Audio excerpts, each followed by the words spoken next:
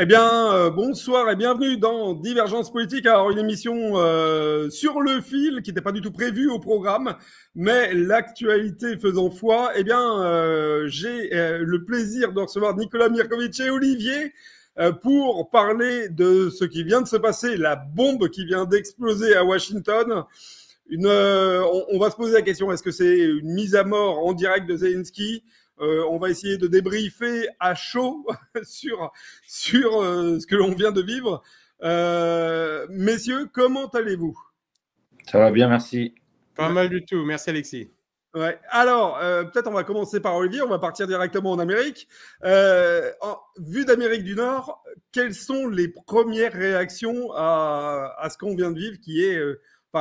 je ne sais pas pour vous, mais moi, diplomatiquement parlant, ou même d'une conférence ou d'un rendez-vous entre deux présidents de la République, je n'avais jamais vu ça de ma vie. Ah bah c'est clairement historique. Les réactions, pour l'instant, il n'y en a pas vraiment. Au Canada, en tout cas, on n'en a pas. Mais ce qui est intéressant à voir, c'est la façon dont Zelensky s'est complètement sabordé à la Maison-Blanche. Enfin, c'est invraisemblable. Il vient négocier. Il a complètement perdu le contrôle de ses nerfs. Maintenant, les premières analyses qu'on peut faire, c'est se demander est-ce qu'il est tombé dans un piège? Est-ce que réellement il est complètement déconnecté de la réalité? Et donc, c'est ça qui a un choc frontal dans sa réaction face au président et au vice-président. On a vécu une autre chose historique, c'est là que le vice-président a parlé, ce qui n'arrive jamais. Ça n'arrive jamais. Le vice-président est assis à côté du président, mais il ne parle jamais. Et là, il lui a donné l'occasion, Trump lui a donné l'occasion de parler 2 fois. Et puis, il lui a donné une sacrée leçon. Il lui a mis une méchante leçon à Zelensky en parlant de respect, en disant que vous avez manqué de respect à l'Amérique. Idem pour le président Trump, qui lui a dit exactement la même chose. Est-ce qu'une fois, vous avez dit merci? Pas une fois, il l'a fait. Maintenant, on va regarder ce qui va se passer dans les heures à venir, puisque en Amérique, on est qu'au milieu de début d'après-midi. Donc, il peut y avoir encore des négociations en sous-marin. Par contre, il faut débunker 2 informations. La première, c'est qu'on a lu et entendu, certains médias ont dit que l'accord sur les minerais avait été signé et que c'était simplement une officialisation de l'accord. En fait, la Maison-Blanche a confirmé il y a à peine une demi-heure que rien n'a été signé. À l'heure actuelle, aucun accord n'est signé entre Zelensky et Trump. Donc ça, c'est quand même important. Parce que si Trump n'a pas l'accord signé, en politique américaine, ça pourrait être considéré comme un échec. Et pour Zelensky, c'est une catastrophe en rentrant dans son pays. Donc, il est à Washington, je crois, jusqu'à samedi. Donc, on verra d'ici samedi. Il va se passer encore beaucoup, beaucoup de choses. Mais par contre, ce qu'on a vécu en ce moment, c'est là, dans les 2 dernières heures, c'est historique. C'est du jamais vu. On n'a jamais vu un truc pareil au bureau Oval. Jamais vu ça. Je réagis à ce que tu dis. Alors déjà, tu as raison, J.D. Vance, c'est même pas qu'il a pris la parole, c'est qu'il a explosé en vol le pauvre président ukrainien. Et Elon Musk, pour rebondir sur ce que tu dis, a tweeté il y a moins d'une heure, Zelensky destroy himself in the eyes of the American people. Donc Zelensky s'est détruit lui-même sous les yeux des Américains, si je veux faire la traduction. Nicolas Mirkovic, Nicolas, est-ce qu'on pouvait imaginer ça une seconde? Non, clairement pas. Clairement pas. Zelensky arrive aux États-Unis dans une ambiance un peu tendue, évidemment, surtout pour lui. Il essaie de négocier avec Donald Trump et on peut imaginer que ça doit être assez difficile vu ce que Trump et son entourage ont dit sur Zelensky. Il avait quand même traité de dictateur. Après, il avait plus ou moins fait semblant d'avoir oublié d'avoir dit ça. Mais enfin, le nouveau gouvernement américain est quand même relativement hostile à Zelensky et veut négocier une paix avec Poutine. Ça, c'est sûr et certain. C'est dans ce contexte-là que Zelensky débarque. Il y a cette conférence de presse dans le bureau ovale. Et là, c'est clair et net, c'était complètement inattendu. On n'avait jamais imaginé, jamais n'aurait pu imaginer de voir quelque chose comme ça. Il est évident que des responsables d'État entre 4 murs, sans caméra, derrière les caméras, peuvent se sortir leurs 4 vérités. Les livres d'histoire sont pleins d'anecdotes de cette nature-là, mais que la tension monte comme ça progressivement et explose, alors qu'il y a des caméras et que tout le monde sait que ça va être enregistré et diffusé dans le monde entier. C'est quelque chose de complètement inédit. Et le fait de voir un président, même s'il est encore au pouvoir alors qu'il ne devrait pas l'être parce qu'il n'organise plus d'élections, les gens ne le disent pas, mais enfin c'est quand même le chef de ce qui reste de l'État ukrainien aujourd'hui, le voir se faire humilier, de se prendre une fessée publique comme ça est quelque chose de complètement incroyable. J'aurais jamais pensé voir ça. C'est même pire que ça parce que deux choses sur ton propos. Il y a cette première intervention, cette première saisie de Trump lorsque la voiture s'ouvre et que Zelensky donc descend. Et, Trump le reçoit sur le perron et lui dit waouh, tu t'es mis sur ton 31. Très ironique. Alors déjà, ça part mal. Et tu vois dans la réponse de Zelensky, il répond simplement bonjour, monsieur le président. Voilà. Déjà, tu te dis ça part très très mal. Ça commence mal. Puis surtout, n'oublie pas qu'il y a depuis le 13 février, ça a commencé, toute cette crise a commencé le 13 février avec les déclarations des uns, des autres, l'un qui le traite de dictateur, l'autre qui a dit je négocierai rien, etc. Donc c'est extrêmement tendu. Et si les infos sont vraies, rappelez que Donald Trump ne voulait pas recevoir Zelensky et que ça aurait été à la demande du roitelet Macron que ça se serait fait. Est-ce que c'est vrai ou pas, on ne le sait pas, mais en tout cas, c'est visiblement ce qui se dit. Et quand on regarde le body language de Zelensky, on voit clairement qu'il n'est pas dans sa meilleure forme. On voit déjà physiquement, à tous les niveaux, tu vois que c'est le petit enfant qui vient prendre sa leçon, quoi. Et c'est pour ça que c'est incroyable, je ne sais pas ce qu'en pense Nicolas, mais c'est incroyable cette provocation et cette façon qu'il a eue dans le bureau ovale de parler au président et au vice-président de cette façon-là. Que ça se passe derrière des portes fermées, ok, mais devant les caméras du monde entier, c'est invraisemblable. Alors, attention, justement, c'est là que c'est très important. C'est pas une conférence de presse. Les caméras ne tournaient, on n'a pas le début de la conversation parce que les caméras n'étaient pas je dirais en live. Et à un moment, je ne sais pas ce qui s'est passé dans les discussions, mais les caméras sont arrivées en cours. Non, Alexis, ça tournait parce que moi je suivais ça sur X. Ça tournait, c'est les médias qui ne diffusaient pas, mais tu pouvais regarder. Les médias ne diffusaient pas. Et les médias ne diffusaient pas. Et à un moment, les médias ont commencé à diffuser. Et d'ailleurs, dans la prise de tête entre J.D. Vance et Zelensky, à un moment, J.D. Vance prend un peu de recul et dit on ne devrait pas avoir ces conversations-là de toute façon devant les caméras. Et Trump intervient en disant si, il faut que les Américains justement voient ces conversations. Nicolas, c'est un boxeur. La scène est surréaliste parce que c'est, à vrai dire, on voit très bien que Vance et Trump sont exaspérés et qu'on sent bien et on sait ce qu'ils pensent vraiment de Zelensky. On sait ce qu'ils pensent de cette guerre en Ukraine. Ils l'ont dit à de nombreuses reprises pendant la campagne. Ils l'ont dit depuis que le gouvernement est en place. Et Zelensky, on a l'impression qu'il se rend compte de rien. Il ne sait pas où il est. Il ne se rend pas compte qu'il est avec son bailleur de fonds, donc celui qui l'a aidé à être déjà élu à la présidence. C'est celui qui l'aide. C'est le pays qui l'aide financièrement, militairement, tactiquement depuis la guerre, depuis 2014. Moi, quand je parle de la guerre, je parle de la guerre du coup d'État de 2014 jusqu'à maintenant. Et il se comporte comme si il était encore à égalité avec Trump et Vance. Et ça, je pense que c'est ça ce qui a déclenché l'ire du président et surtout du vice-président qui se dit attendez, mais nous déjà, on ne t'aime pas. Tu nous as coûté beaucoup d'argent. Trump l'a rappelé. Il part du chiffre de 350 milliards de dollars, ce qui est quand même pas rien. Et Zelensky s'enfonce. Il n'arrête pas de répliquer. Il veut expliquer à Vance ce à quoi ressemble la vie en Ukraine aujourd'hui. Il dit que tout le monde fait des erreurs, y compris les États-Unis. Il dit que les États-Unis verront les effets de ce qui se passe en Ukraine bientôt. Et ça, là, Trump s'énerve en disant vous n'avez pas à me dire vous n'avez pas à nous dire ce que nous allons ressentir. Donc, au lieu de juste d'être discret et de se dire ok, je vais négocier quelque chose parce que j'ai besoin des États-Unis. Sans les États-Unis, je ne peux pas continuer cette guerre. Il s'enfonce. Et là, évidemment, il a provoqué, et c'est comme il a provoqué Trump et Vance, et c'est comme dans n'importe quelle dispute, quand le ton monte, on finit par sortir des choses qu'on n'a pas forcément envie de sortir. C'est en public, c'est devant les caméras. Et tout ça est assez incroyable. Et c'est clair qu'il a été humilié. Il a cherché, et il y a moins d'une heure, la Maison-Blanche a tweeté donc des paroles de Donald Trump qui dit Zelensky a manqué de respect à l'Amérique, a manqué de respect au bureau ovale. Il ne reviendra que quand il voudra parler de paix. Ça, si c'est pas une humiliation. Quand il sera prêt pour la paix. Quand il sera prêt pour la paix. Et Nicolas, cette phrase-là est très forte parce que ça montre.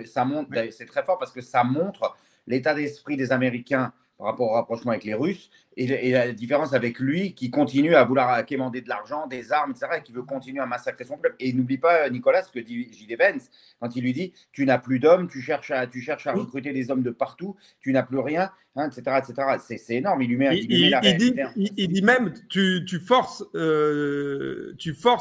les gens allaient se battre. Et Trump lui dit tu perds la guerre. Trump lui dit tu perds la guerre. Et Nicolas, je reviens sur ce que tu dis, dans le manque sans doute de diplomatie qu'aurait nécessité Zelensky pour bien aborder ce rendez-vous.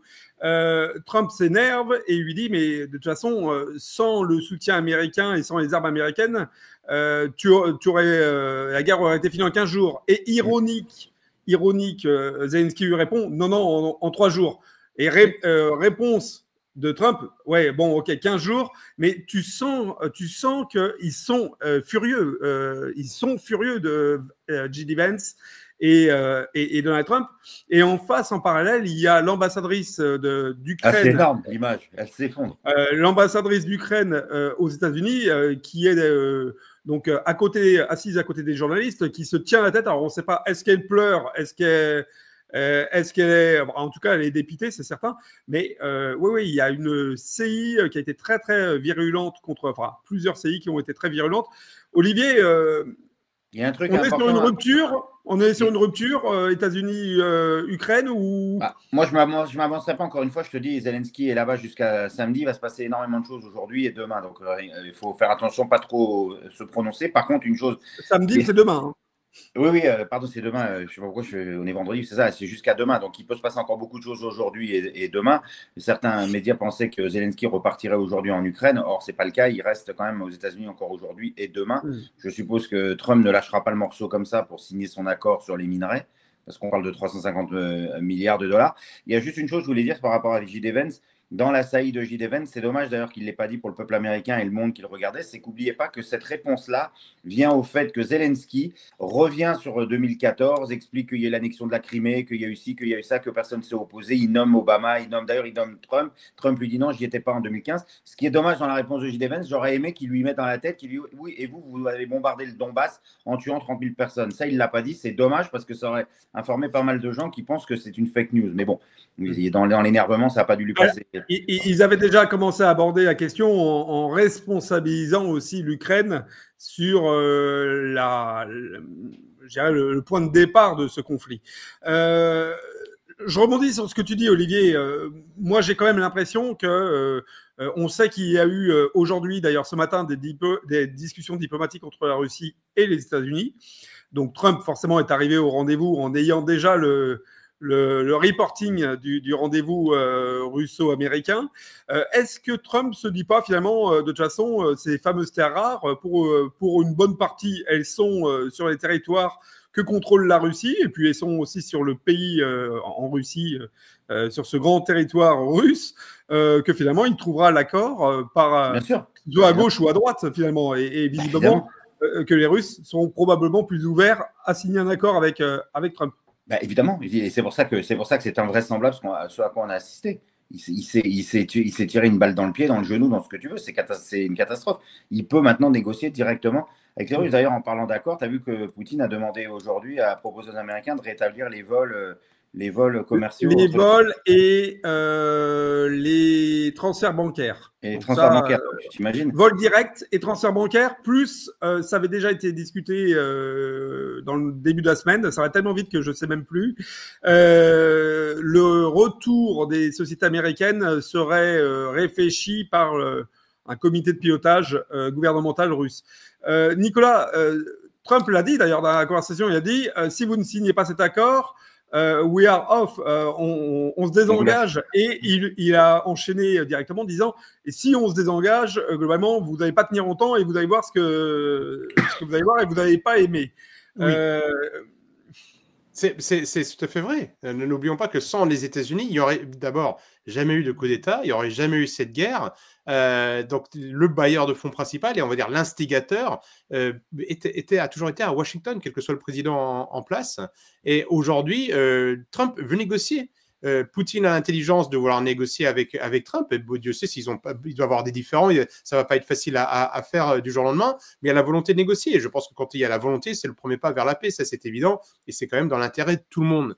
Zelensky, lui, ne comprend pas ça. Comme beaucoup d'atlantistes en Europe de l'Ouest, c'est flagrant, qui ne comprennent pas que les temps ont changé, que les puissances qui sont au-dessus veulent la paix, veulent arrêter cela. Et Zelensky continue ce discours de va-t-en-guerre, continue à faire croire qu'il peut gagner quelque chose alors que tous les jours, il perd du territoire tout le long de la ligne de front, qu'il est obligé d'aller chercher, de tendre des pièges dans la rue pour attraper des jeunes hommes qui n'ont pas envie de se battre, de les propulser pour être de la chair à canon face à une machine de guerre russe qui s'est améliorée, qui s'est affinée et qui gagne aujourd'hui plus qu'avant. Et je pense que ce discours-là ne passe plus du tout. Et ce qui est inquiétant, c'est de voir qu'encore aujourd'hui, nous avons en Europe de l'Ouest des personnes qui disent non, on va continuer la guerre, on va continuer de se battre, et qui n'ont pas compris que le temps a changé, le vent a changé de direction, les temps changent, et au lieu de se dire, OK, maintenant, c'est quand même dans l'intérêt de tout le monde de vouloir la paix. Je pense notamment à tous ces jeunes qui sont encore en train de se battre au moment même où nous parlons. Je pense qu'ils sont les premiers à vouloir la paix. C'est dans l'intérêt de tout le monde.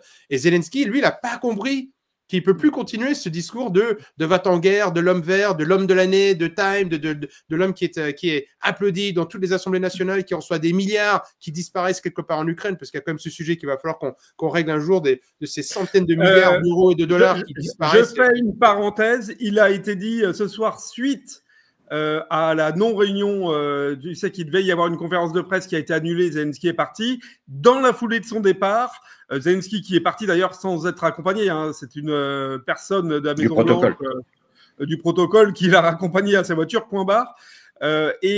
Juste dans la foulée de son départ, il y a eu un message qui a été mis sur les réseaux sociaux qui indiquait que effectivement un comité d'enquête allait investiguer sur des éventuels abus sur l'utilisation des fonds américains. Mais oui, mais ça c'est certain. Donc, au lieu d'être discret, vu le passé, vu tout ce qui a été fait et de comprendre ce qui se passe à Washington, qui a quand même, comme J.D. Vance l'avait dit quand il était à Munich il y a encore quelques semaines, il y a un nouveau shérif en ville, et il est encore dans la provocation. Il pense que je ne sais pas ce qu'il pense. Hein. Franchement, je ne sais pas ce qui s'est passé dans son cerveau à ce moment-là, mais il n'a pas compris. Et ça, je pense que c'est emblématique de cette caste d'atlantistes qui existe encore en Europe, qui sont encore majoritairement au pouvoir en Europe, qui évidemment adulent Zelensky parce qu'il est des mêmes serrailles qu'eux. Eh bien, eux n'ont pas compris que le temps a changé et il y a un autre discours à tenir et que visiblement, Trump et J.D. Vance ne sont pas du genre à baisser les yeux, à faire un gentil sourire et ensuite à médire derrière leur dos. Devant les caméras, devant tout le monde, ils ont dit ce qu'ils avaient à dire.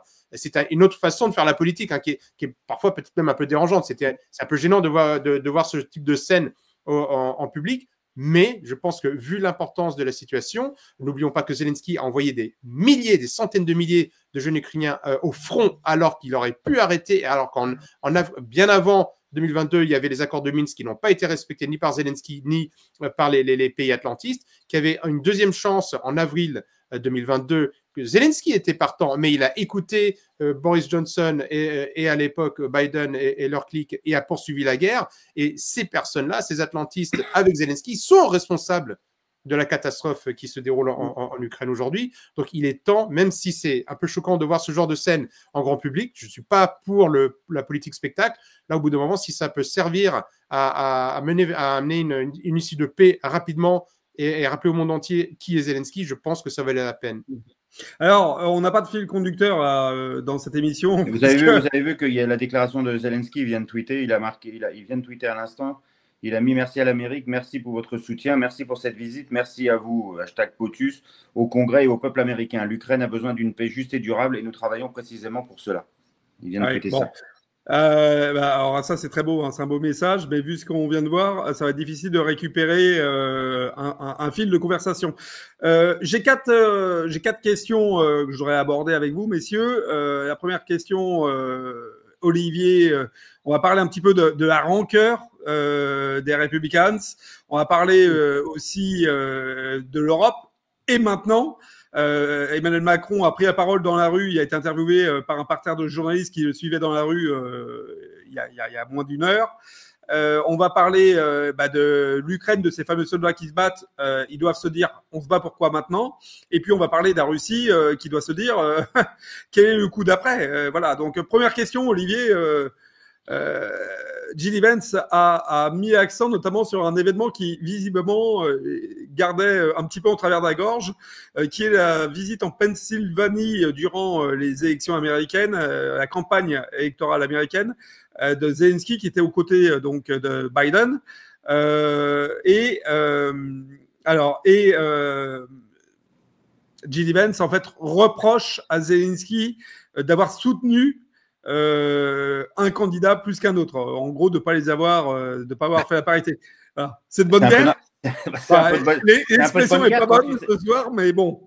C'est un peu de bonne guerre, comme disait Nicolas tout à l'heure. Si tu veux, c'était son bailleur de fonds, c'était son actionnaire. Donc, c'est un peu normal de soutenir ton actionnaire avec ce qu'ils lui ont donné entre l'arme et l'argent. Je trouve ça un peu normal, tu vois.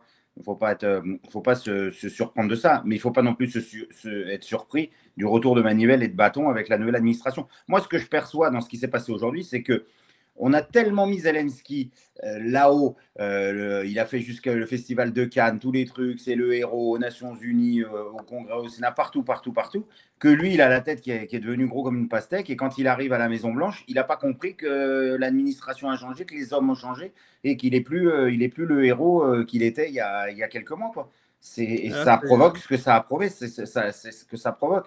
Pour peu qu'en plus ses conseillers continuent à le gonfler, à lui dire t'es fort, on te soutient, etc., ça déclenche ce que ça a déclenché. Et puis Trump l'a dit depuis 1 an et demi, ce qu'il veut obtenir, c'est la paix. Bon, il l'avait dit en 24 heures, on a tous compris que c'est une image parce que c'est infaisable de le faire en 24 heures, et que lui, derrière ce meeting, il y a ce fameux accord qui est très important parce que politiquement parlant, en termes de politique intérieure, c'est très important pour lui que ce soit signé, tu comprends? Donc toute cette tension a fait l'explosion.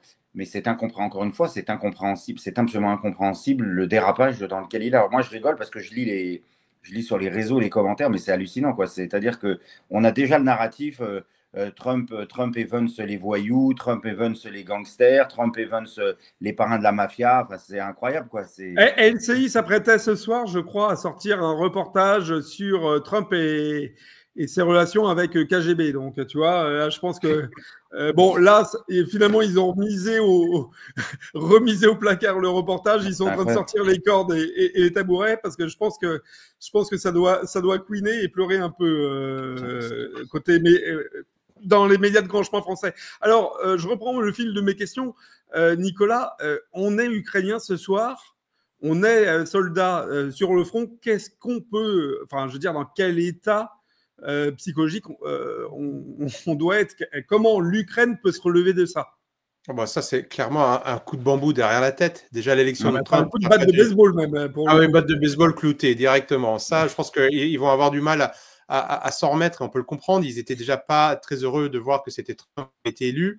Très rapidement, ils ont compris que Trump était vraiment sérieux quand il a dit qu'il voulait négocier la paix en Ukraine. Je pense qu'ils n'ont pas du tout vu que non seulement Trump voulait la paix en Ukraine, mais qu'il est en train de parler d'opportunités commerciales avec la Russie, de réouvrir les négociations pour faire du business, pour parler de l'Arctique, pour parler de tout un tas de sujets. Je pense que ça leur fait mal. Ils voient aussi que l'aide que les États-Unis apportaient à travers leurs officines comme USAID ou comme la NED auprès des médias ukrainiens on manquait à l'appel. Et là, ce soir, ils ont leur président qui, je pense, n'est pas forcément si populaire que ça, hein, parce que mine de rien, les Ukrainiens qui sont sur la ligne de front n'arrêtent pas de perdre depuis comme un bout de temps et reprochent à leurs responsables politiques de ne pas savoir faire la guerre, de ne pas bien s'organiser. Ils reprochent eux-mêmes les affaires de détournement d'argent. Et là, leur président se fait humilier en public avec le patron, le plus gros bailleur de fonds de toute cette histoire. Ils le savent, les Ukrainiens. Ils savent qui finance ça. Ils savent que sans l'armement en provenance des États-Unis, sans les instructeurs américains, sans les informations satellites en provenance de Washington, qu'ils ne peuvent pas gagner. Et là, leur patron s'est embrouillé avec le bailleur de fonds. Et ça, c'est quelque chose qui doit être extrêmement, extrêmement difficile pour eux. Et je pense que c'est pas pour rien. Même la presse mainstream française a évoqué les désertions, le nombre de personnes qui veulent quitter l'Ukraine aujourd'hui. Et ça ne va clairement pas encourager les jeunes à continuer de se battre. Les jeunes et les moins jeunes, n'oublions pas que l'âge moyen de l'armée ukrainienne est plutôt de l'ordre de 45 ans que de 20 ans. Mais la déception est majeure et je pense qu'ils doivent tous se demander mais à quoi est-ce qu'on sert? C'est plié, arrêtons de nous battre, essayons de sauver nos propres vies. Bien sûr, évidemment. Florian Philippot qui tweet à l'instant Zelensky c'est fini, la paix devient donc possible, reste l'UE à faire disparaître aussi. Olivier, l'UE justement puisque Trump vient de le tweeter aussi il y a 1 heure que Zelensky n'était pas prêt pour la paix, ça sous-entend qu'il va tenter de continuer. Alors, effectivement, Nicolas, dans quelles conditions? Sans le soutien militaire américain, c'est ce que Trump lui a dit. Va y avoir un retour des Russes sur le front extrêmement violent pour les Ukrainiens. Mais qu'est-ce qu'on peut imaginer côté européen? Parce que Emmanuel Macron, interviewé dans la rue, je disais, par des journalistes, disait qu'il fallait continuer à soutenir jusqu'au bout l'Ukraine. Qu'est-ce qu'on doit imaginer de la réaction européenne maintenant? Qu'est-ce que tu veux que l'Union européenne fasse? En fait, qu'est-ce que tu veux que l'Union européenne fasse? On n'a même pas, nous les Français, on n'a même pas d'armée. Le roi est nu. Hein. Tu sais, il nous reste un petit peu d'argent encore à nous faire spolier. Oui, c'est ça, oui, si tu veux, mais je pensais que tu parlais d'un point de vue ou militaire ou de soutien. Qu'est-ce que tu veux faire? On est des rigolos. On s'est aligné sur la position des Américains quand c'était le régime de Biden, etc., jusqu'à aller raconter qu'on allait envoyer des troupes. Aujourd'hui, la politique américaine, c'est le désengagement, le définancement, etc. Donc, tu peux faire toutes les déclarations que tu veux. Aujourd'hui, pour moi, l'Union européenne ne fera que de la communication et uniquement de la communication. Qu'est-ce que tu veux qu'on fasse? On ne peut rien faire sans les Américains. On ne peut rien faire. D'ailleurs, la meilleure réponse, c'est regarder la visite de Macron en début de semaine et de l'anglais hier ou avant-hier. Tu vois bien qu'ils ils essayent d'émerger, de parler un peu, montrer la main. Mais on n'est rien, on peut rien faire. La séquence est lunaire aussi avec le Premier ministre quand il lui dit vous voulez vous battre on est prêt à envoyer des troupes et je ne sais plus comment Trump lui répond. Vous êtes prêt à le faire seul ou vous êtes prêt à vous battre contre la Russie seul? Ça, tout le monde éclate de rire.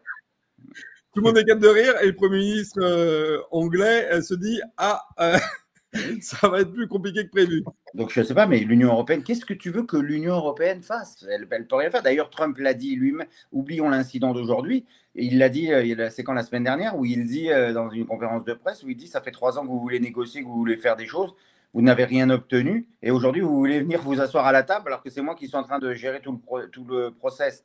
Voilà, le roi est nu, on ne peut rien faire. Oui, on va avoir tous les guignols européens et les mondialistes qui vont faire leurs déclarations à la con, qui ne sont que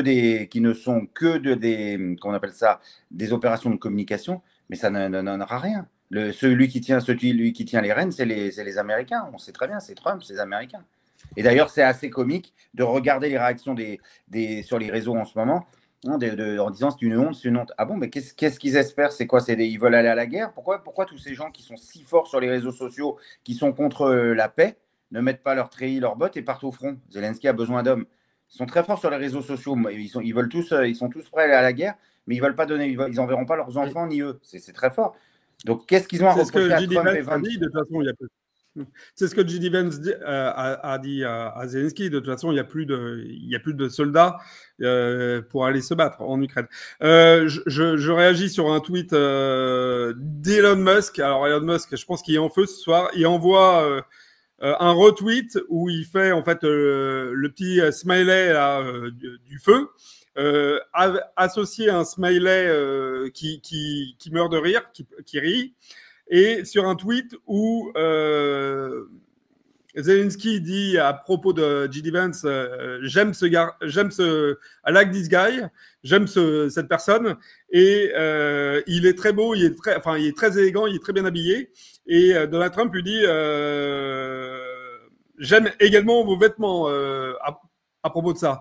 Voilà, donc c'est vraiment de la moquerie et de l'ironie totale. Alors, qu'est-ce qui reste comme ami ou...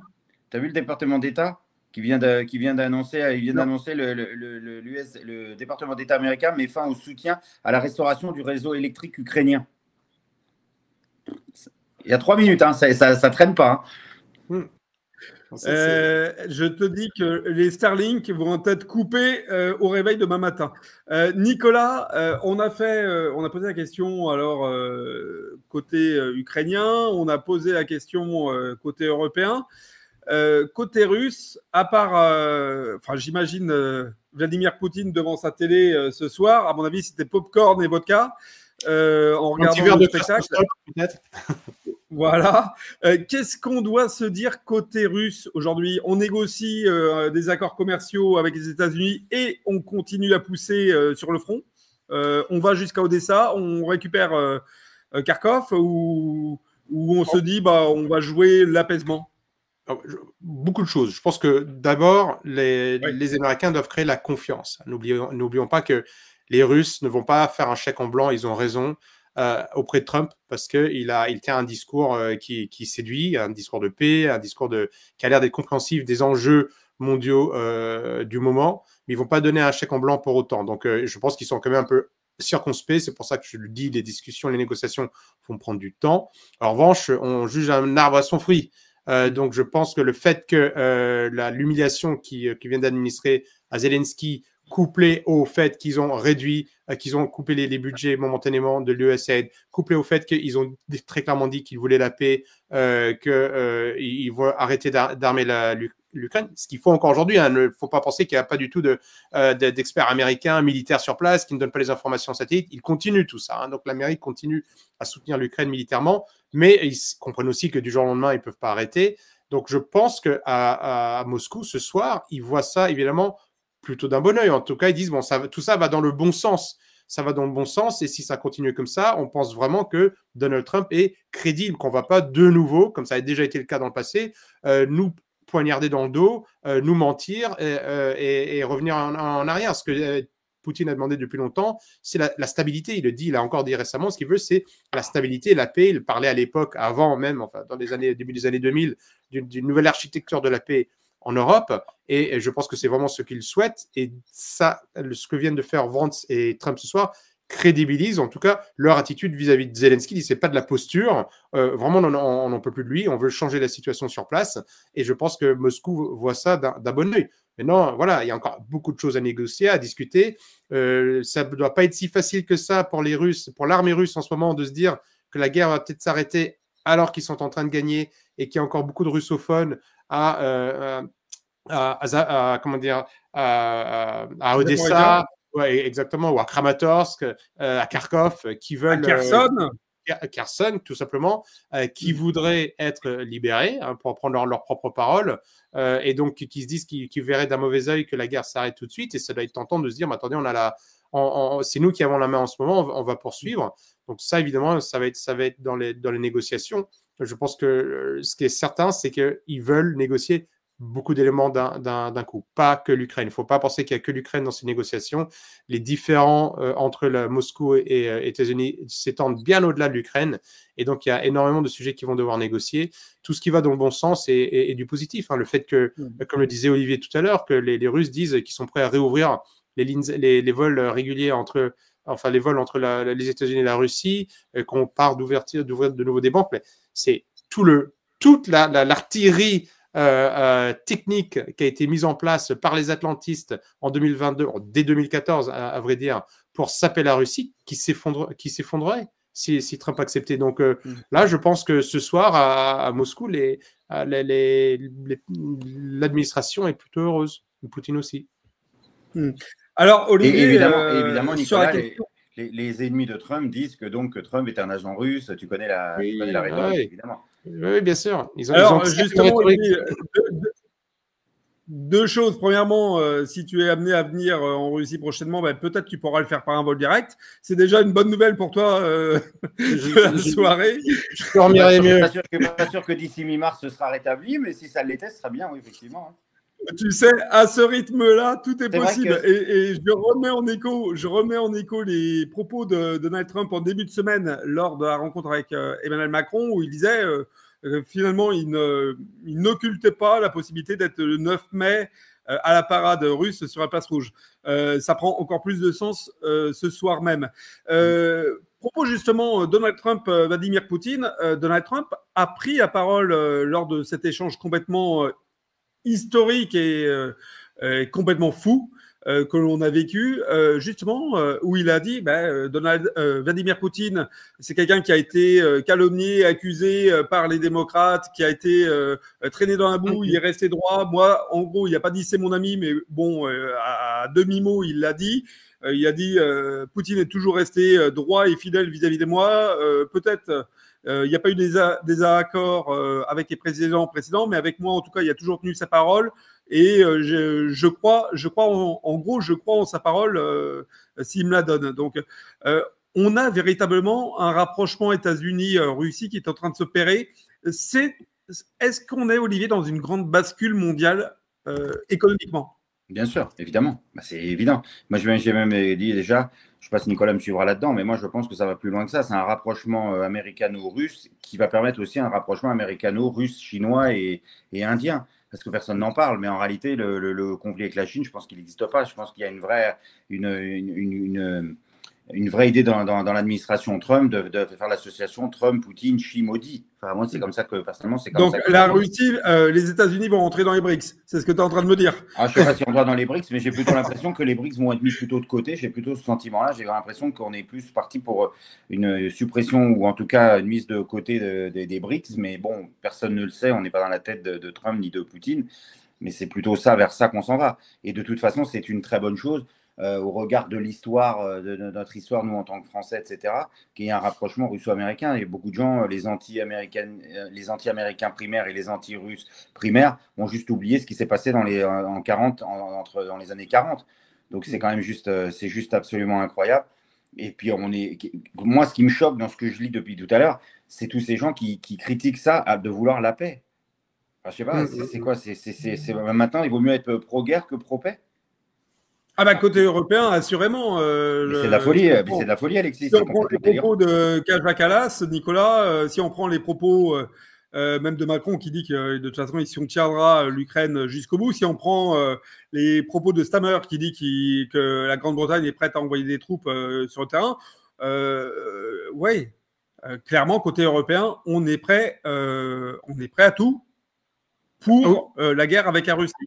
Oui, tout ça, c'est dans les paroles, comme Olivier l'a dit tout à l'heure. Sur le terrain, je peux vous dire que les soldats français, anglais, belges ne sont pas du tout prêts à aller se battre pour Kramatorsk et qu'ils n'en ont ni les moyens et surtout ni l'envie. On parle de la désertion en Ukraine, je peux vous dire qu'il y en aura énormément dans nos propres armées. Personne, surtout en ce moment, n'a envie d'aller affronter l'armée russe et qui est aguerrie et qui et déjà les Ukrainiens, à mon avis, se battent mieux dans ce type de conditions que de se battre les Français parce que nous n'avons aucune expérience de ce type de combat et que je sais que de source sûre que des militaires français passent leur temps à regarder des vidéos de ce qui se passe entre l'armée russe et l'armée ukrainienne parce qu'ils ne savent pas se battre comme ça aujourd'hui. C'est normal. Ils n'en ont pas eu l'occasion. Donc, il n'y a pas les moyens de faire ça. Et puis, le seul moyen dont ils disposeraient, ce serait de bombarder massivement Moscou. Et évidemment, Moscou ne se laisserait pas faire. Et donc, il y aurait une réplique. Et là, on sait très bien que ça mène à la guerre nucléaire. L'Europe. C'est la fameuse Troisième Guerre mondiale que Trump a abordée ce soir. Il en a très clairement parlé. Il a vraiment dit, il dit à Zelensky, vous êtes en train de nous mener vers la Troisième Guerre mondiale. Et c'est exactement ce que il lui a même dit, vous êtes un comment on pourrait traduire un gambler, un joueur, un joueur de cartes. Vous jouez avec la vie, il dit, vous jouez avec des vies humaines et vous nous emmenez à la Troisième Guerre mondiale. Ouais. Et ça, en effet, c'est un risque négligé parce qu'on ne peut pas se battre militairement, enfin avec de l'infanterie, avec de la cavalerie, mais on peut envoyer des missiles. Ça, on en a, ça c'est clair, mais évidemment. Les Russes, ils ont plus de têtes nucléaires que je pense que la France, que l'Europe toute réunie, quoi. Donc il y a même pas, enfin que l'Europe et les États-Unis, même la France, le Royaume-Uni, les États-Unis. Donc il faut certainement pas jouer à ce jeu. En revanche, on a clairement des personnes qui, à la tête de nos différents pays européens de l'Ouest, qui ont perdu la boussole. Et de simple fait de parler d'aller à la guerre contre la Russie alors que les États-Unis se retirent est suicidaire. On pourrait même se demander, là, c'est plus de la bêtise, c'est que là, clairement, ce sont des personnes qui veulent détruire notre continent. Enfin, je pense qu'au bout d'un moment, ils peuvent pas être pour cette situation sans calculer les conséquences de leurs actes et ne pas savoir que une guerre avec la Russie aboutirait forcément à l'anéantissement de notre continent. Donc ça, c'est quelque chose qui est assez grave. Et je suis un peu désolé qu'il n'y ait pas un peu plus de monde pour mettre la pression sur nos responsables politiques. Hein. On voit même à l'Assemblée nationale, en France, d'autres pays, ou dans les rues, de personnes, on devait dire stop, ok, fini, on va négocier quelque chose et c'est quand même mieux pour tout le monde que d'aller se battre pour des territoires qui veulent rester russes en plus. Enfin, ça n'a aucun sens. Jean-Noël Barrot, à l'instant même, qui dit « Il y a un agresseur, la Russie de Poutine. Il y a un agressé, le peuple ukrainien. Face à cela, et pour notre sécurité collective, une nécessité, l'Europe maintenant. » Messieurs, on a vécu un moment historique. On a fait un débrief à chaud, véritablement. Olivier, en quelques mots, qu'est-ce qu'on peut retenir voilà, j'ai pas de superlatif sur l'événement qu'on a vécu, mais de cette folie qu'on vient de voir en direct sur toutes les chaînes du monde. Qu'est-ce qu'on peut retirer de cette journée américaine folle? On voit les grandes gifles du monde réel face aux bellicistes de salon. Je reprends un tweet de notre ami Didier Maestro, il a tout à fait raison, c'est qu'il dit quand le monde réel gifle les bellicistes de salon, c'est exactement ça. C'est exactement ça, quand le réel frappe à la porte. Et puis surtout, ça choque le monde parce que ce qu'on a vu devant les caméras, c'est ce qui se passe dans les réunions, dans des salons feutrés, derrière les portes sans caméra. C'est tout, c'est ça qui choque le monde. Mais dans les faits, ça se passe comme ça et ça peut même être probablement plus violent que ça. Quand il y a des réunions au sommet sur ce genre de négociations. Donc, la réalité frappe dur. Les bellicistes, les va-t-en-guerre de plateau d'LCI et compagnie, ils sont en train de se prendre la réalité dans la face.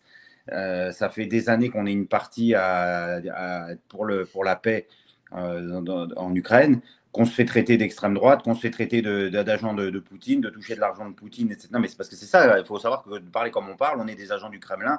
D'ailleurs, on traite Trump d'agent du Kremlin, ce qui est complètement délirant. Bon, je pense que c'est comme nous dans la vie en général, tout ça va redescendre. Il y a probablement déjà des communications téléphoniques entre les différentes parties ukrainiennes, américaines. Il va falloir regarder d'ici demain ce qui va se passer. Mais c'est sûr qu'en tout cas, ça a été on a vécu un truc historique et c'est un tournant dans le rapport russo-américain, ukrainien, etc. Comment tout ça va finir? Moi, je reste très prudent parce qu'on connaît, moi j'utilise souvent le même terme, c'est ce qu'on appelle le code Trump. Il ne faut jamais oublier que Trump, quand il parle, c'est souvent la main droite qui parle, mais c'est la main gauche qui travaille. Donc, qu'est-ce qui se passe en coulisses par en dessous? On le verra dans les jours et dans les semaines à venir. Ce qui est certain, c'est qu'il va y avoir une union et un rapprochement russo-américain, ce qui est une bonne chose pour le monde. Et on espère tous que le 9 mai, Trump sera effectivement à Moscou pour les défilés. Et j'y serai aussi d'ailleurs. Ce serait, alors là, qu'un président américain, on en avait parlé, Nicolas, qu'un président américain soit un défilé du 9 mai, sur la place rouge, je n'ai pas souvenir que ça s'est fait et ce serait incroyable. Et en espérant, en tout cas, que d'ici là, effectivement, les fous comme notre ministre des Affaires étrangères, Jean-Noël Barrot, ne passent pas, ne franchissent pas un pas qui soit irrémédiable et irrévocable pour l'Europe. Nicolas Mirkovic. Je crois pas une seconde, Alexis. Je te le dis franchement, je pense que quand tu vois un mec comme Lavrov, tu vois, il prend pas Barrot au sérieux du tout. Pour eux, c'est des pantins, des rigolos. Ils en ont rien à faire. C'est pas là que ça se joue de toute façon. Ouais. Ça se joue à Washington. Mais Barrot, ceci dit, ne peut pas communiquer ce type de message sans que ce soit aussi la parole du président. Oui, ou alors ils le prennent pour un pantin. Tu sais très bien que Lavrov et Poutine prennent. Ben oui, on le sait. Allez, ça, on est d'accord. Nicolas, même question. Allez, ta conclusion sur cette séquence historique. Alors, je le répète, je ne suis pas un fan du politique spectacle. Je pense qu'il y a des choses qui doivent quand même être réglées entre quatre murs, mais on est arrivé à une telle hypocrisie en ce qui concerne l'Ukraine et on oublie vraiment qu'il s'agit d'une guerre qui a pris la vie de centaines de milliers de personnes qu'au bout d'un moment, je suis content que Zelensky ait eu un peu cette fessée publique qu'il méritait. Et je pense qu'en plus, Vance et Trump y ont été modérément parce que c'est quelqu'un qui a détruit son propre pays, qui n'a pas cherché la paix, qui avait tous les atouts pour négocier une paix intelligente avec la Russie et le reste de l'Europe. Il a préféré suivre les sirènes atlantistes qui aujourd'hui le plantent parce qu'ils ne peuvent plus le suivre et qui a été remis clairement à sa place. Et donc, je pense que ça montre ce qui est vraiment important. Donc, en dépit de ces invectives publiques, je pense que c'était quand même bien que Zelensky, maintenant, au niveau de des Ukrainiens qui le suivent, vont être de moins en moins nombreux. Donc, le camp de la guerre a pris vraiment une veste ce soir. Ça, c'est important. Je pense que ça aussi va rasséréner les Russes qui sont encore un peu dubitatifs sur les véritables intentions de Trump, et c'est clair qu'il ne faut pas lui donner de chèque en blanc, mais ça va dans la bonne direction, et ça fragilise de nouveau le camp atlantiste. Le camp atlantiste, n'oublions pas que les atlantistes sont ceux qui pensent que le monde va mieux quand les États-Unis sont tout puissants, et qui sont extrêmement forts, et que c'est sous l'ombrelle des États-Unis forts que le reste du monde est stabilisé. Et ces personnes-là voient que leur mentor, le parapluie, se rallie comment dire, à la Russie, se rallier à la Russie, non pas pour suivre la Russie parce que c'est la Russie, mais parce que c'est du bon sens et que quand on veut la paix, il faut savoir négocier, il faut savoir discuter. N'oublions pas que c'est ce que Vance dit au début. Il dit il faut parler de la diplomatie. Après ces années de guerre, il faut entamer la diplomatie. Et c'est là où Zelensky dit de quoi vous parlez, la diplomatie, enfin, et c'est là où ça énerve Vance, parce qu'évidemment qu'il faut négocier. Donc je pense que c'est sûr et certain. Trump l'a d'ailleurs dit, en tout cas ça va être bon pour la télévision, ce qu'on vient de voir ce soir. Je sais, donc, et ça, c'est clair, cette vidéo va être regardée. Et pour voir ce qu'il ne faut surtout pas faire quand on est dans la position de Zelensky. Et c'est plutôt positif sur le fond parce que ça va vers la paix. C'est ce que demande Trump, c'est ce qu'a répété Vance, c'est ce que veulent les Russes. Et donc, tout ce qui va dans le sens de la paix et de la justice, c'est forcément quelque chose qui est bon. Barrault a tort quand il dit qu'il y a un agresseur et un agressé. Il ne connaît pas son histoire. Je ne sais pas s'il sait même où se trouve Kramatorsk, où se trouve Odessa. Mais c'est en mentant, les atlantistes ont perdu cette guerre et on ne peut pas gagner sans la vérité. Et là, je pense qu'on va dans la bonne direction pour connaître la vérité et pour avoir la paix. Bah évidemment. D'ailleurs, c'est assez fascinant de discuter avec des gens qui ne connaissent rien au conflit. Tu le mets au même niveau politique. Les gens n'utilisent que ça. C'est Poutine qui a envahi l'Ukraine. Mais tu leur parles de 2014, ils ne savent même pas de quoi tu parles. C'est ça qui est extraordinaire. Et puis ce mensonge énorme qu'on raconte aux Européens et même dans le monde, qu'on fait croire que Poutine, en fait, veut aller jusqu'à Paris ou prendre l'intégralité de l'Ukraine. C'est juste irréel. Non, mais il faut parler de ça. Parce que moi, j'ai une discussion. Les Russes sur les Champs-Élysées, pour notre économie, ce ne serait pas une mauvaise chose, hein, ceci étant. Messieurs, je vous remercie 1000 fois. On a fait 46 minutes, un peu plus même, à chaud sur ce débrief d'un moment qui a été absolument passionnant à vivre. J'ai envie de vous laisser avec un tweet que je vois à l'instant de Alexander Dugin, dont la fille a été lâchement assassinée par les bandéristes et on pense forcément à la douleur du père et à la tristesse de cet assassinat. Et Alexander Dugin tweet Game Over. On va se quitter sur ce Game Over, messieurs, et à très bientôt sur Divergence Politique. Au revoir.